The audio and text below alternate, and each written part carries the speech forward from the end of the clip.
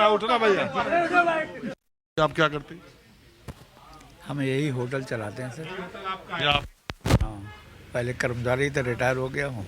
एक बात बताइए, इस तरह के होटलों में लखनऊ में एक चाय पर 4 घंटा आदमी बैठता है, फिर आप लोग उसको टोकते भी नहीं है डर के मारे, तो ये धंधा चलता कैसे?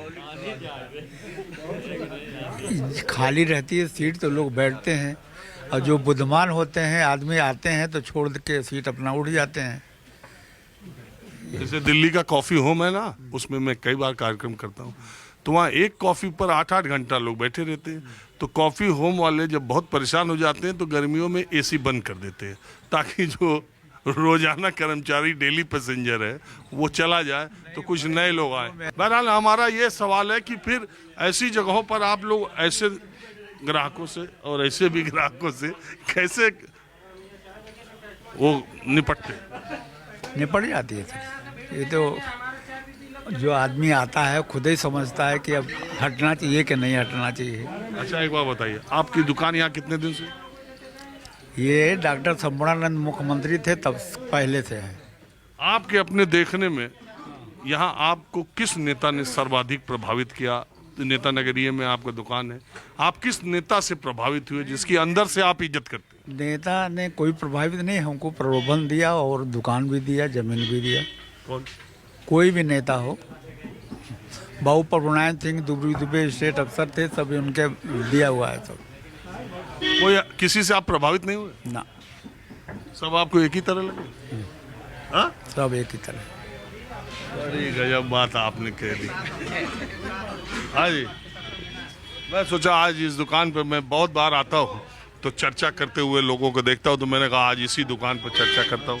आप मुझे एक बात बताइए, देश में एक चुनाव, एक देश एक चुनाव का नारा चल रहा है, कहा जा रहा है 2029 से राज्य की विधानसभा और लोकसभा के चुनाव एक साथ होंगे। आप इस कदम को, इससे खर्चा बचेगा तमाम चीज, लेकिन आपको लगता नहीं कि इससे एक पार्टी का वर्चस्व बढ़ जाएगा और बाकी पार्टियों, जो रीजनल पार्टियां, उनका कोई वजूद नहीं बचेगा? जो पार्टी इस बात को चाह रही है, वन इलेक्शन वन कंट्री, उसका फायदा हो जाएगा। और इस देश में इस तरह का होना बहुत असंभव है। इसलिए असंभव है कि विधानसभा का चुनाव कब हुआ है, किस स्टेट में कब हुआ है, किस स्टेट में कब हुआ है, और केंद्र का चुनाव तो ये कई बार होगा। नहीं, वो तो हो जाएगी व्यवस्था।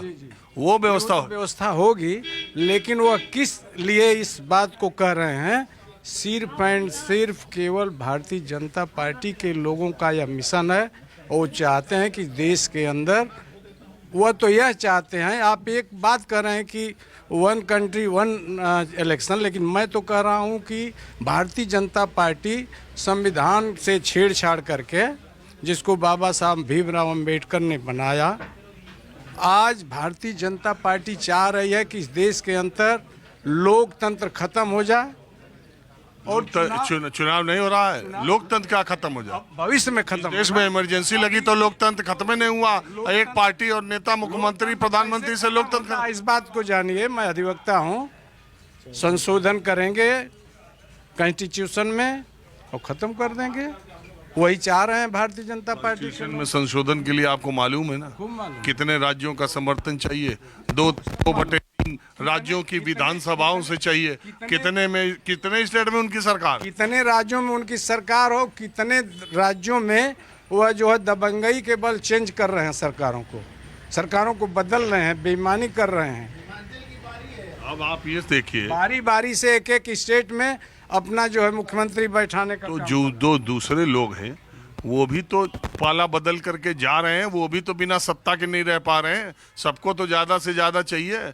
जब आप ही के समाजवादी पार्टी के यहाँ जो विधायक टूटे हैं तो वो तो गए भी उतने ही उससे हैं, वो भी तो जा रहे हैं। तो 111 में 8 न गए हैं। 8 लोग जो है वो बहुरूपिया लोग हैं। जब तक थे तब तक ठीक थे। जब तक थे तब तक जो है, अब मान लीजिए कि किसी की पहचान जो है अगर गलत हो जाए, आपके बारे में हम क्या जानते हैं कि आपके मन में क्या है, या तो हम जानते नहीं हैं। चलिए, अच्छा ठीक है, आप बताइए आपका वन नेशन वन इलेक्शन पर क्या मानना है? मैं हरिशन पांडे, लोकतंत्र सेनानी। जो लोग सरकार में बैठे हैं इस समय, वह बिल्कुल तानाशाही की तरफ जा रहे हैं। और इनके ऊपर एक शेर के माध्यम से कह दूं, आपको बता दूं कि भाजपा में जहर इतना भर गया है, भाजपा में जहर इतना भर गया है कि विषधरों का वंश सारा डर गया है। एक दिन सुनेंगे इनके काटने से रास्ते में सांप कोई मर गया है। और ये इतने खतरनाक लोग हैं, 3 लोगों का बहुत ही ज़बरदस्त तरीके से गठबंधन है। यह तीनों लोग इतने जहरीले हैं, जो शेर मैंने कहा, इतने जहरीले हैं कि देश को गर्त में ले जा रहे हैं और तानाशाही की तरफ बढ़ावा दे रहे हैं। आप किस पार्टी से? मैं समाजवादी हूँ। अच्छा, आप लोकतंत्र सेनानी भी हैं। जी। ये सब समाजवादी पार्टी के ही लोगों का बैठकी का अड्डा है क्या? अब ये तो मैं बता नहीं सकता, मैं खुद 6 महीने बाद आया हूँ लखनऊ। मैं तो यहाँ बैठे देखा तो मैंने सोचा कि मऊ का रहने वाला हूँ, 6 महीने बाद आया हूँ। लोकतंत्र सेनानी पेंशन आपको मिलती है? जी हाँ, मिलती है। 20,000 रुपया लोकतंत्र सेनानी का महीना मिलता है। और कहीं भी जाते हैं, एसी नॉन एसी, एक आदमी साथ जा सकता है, 1 पैसा नहीं लगता है। और सबसे बड़ी बात सम्मान की, जिसको राजकीय सम्मान कहते हैं, कि मैं तो नहीं देखूंगा, मरूंगा तो फोर्स आएगी, एसडीएम आएगा, हमारी लाश को सलामी ठोकेगा, उसको राजकीय सम्मान कहते हैं। सबसे बड़ी बात यह है। सबसे बड़ी समस्या इस समय क्या है, इस पर ध्यान देने की ज़रूरत है देश की जनता को और देश को और पार्टियों को। दुनिया के किसी भी देश की आर्थिक स्थिति का आकलन 3 बिंदुओं पर किया जाता है। पहला है कृषि, दूसरा भौतिक उत्पादन और तीसरी है सेवा। आज कृषि और किसान की हालत खराब है, भौतिक उत्पादन जो है उनकी हालत खराब है, और सेवा की हालत पूछिए मत, उनकी हालत खराब है। अरे मोदी जी ले जा रहे हैं देश की तीसरी अर्थव्यवस्था दुनिया की बनाने, 5 ट्रिलियन की इकॉनमी। आपको मालूम है अभी अमित शाह जी और 2000 कब का 47 तक का फ्रेमवर्क बना। आप यूरिया कभी खरीदे हैं? पहले वह 45-50 किलो की होती थी, और आज वह 5 किलो घटा करके 45 पर ला दिए। दाम वही है। दूसरी बात क्या है उसको देखिए, महीना 30 दिन का होता है, 12 महीने, हर महीने में 30 दिन होता है आपके वहाँ। लेकिन ये क्या करते हैं, आप मोबाइल भरवाते हैं, 28 दिन और 26 दिन का महीना करते हैं, यानी 1 साल में 13 महीना, 1 महीने का एक्स्ट्रा उसके बाद भी आपसे लेते हैं। इनकी चाल, आप इस चाल को समझिए, लगातार चुनाव वो जीत रहे हैं। आप जो यूरिया की बात कर रहे थे उसके बाद यूपी में इतना तगड़ा चुनाव जीते। अभी लोकसभा के चुनाव हो रहे हैं। आप बताइए यूपी में लोकसभा का विपक्ष कौन सीट पक्का जीत रहा है, जरा नाम बताइए। हम 80% सीटों को जीतेंगे। लेकिन तब आप चाय के दुकान वाली बात कर रहे हैं। नहीं, चाय के टाइम पास वाला। ईवीएम को हटा दी। अब ईवीएम पर अखिलेश यादव अखिलेश यादव की बात नहीं कर रहा हूं व्यक्तिगत रूप से, ईवीएम को हटा दीजिए। अभी आप 111 में विधायक पाए कि नहीं पाए? आप बताइए, आपसे सवाल कर रहा हूं। आप मोबाइल से बात करते हैं, कभी न कभी आपके जीवन में जरूर आया होगा इतना ही दिन में कि आप नंबर जिसको मिलाते हैं वह कहता है कि सारी रॉन्ग नंबर आपका वही है। कैसे वो कहता है रॉन्ग नंबर?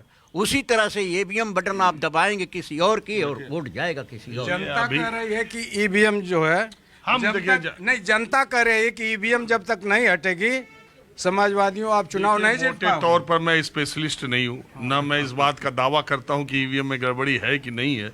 देखिए, कहने वाले तो ये कह रहे हैं कि 48 लाख लोग इम्तहान देने के लिए गए, सीसीटीवी था, सब कुछ था, इसके बावजूद और इतनी तैयारी से हुआ, तो इसके बावजूद पेपर लीक हो गए।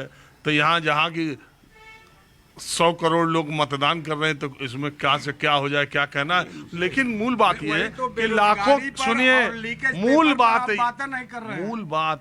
हम सब बात पर और लीकेज हम सब पे बात कर रहे हैं और रोज करते हैं। मैं बात कर रहा हूँ, सरकार के पहले कब आप लीकेज सुने थे, बता दीजिए। क्या लीकेज पेपर की बात आप इसके पहले कभी सुने थे? बीजेपी गवर्नमेंट के पहले? इसके पहले तो नियुक्तियों के साथ ही अभ्यर्थियों के नाम चले जाते थे और लिस्ट निकल जाती थी और उनकी नौकरी लग जाती थी।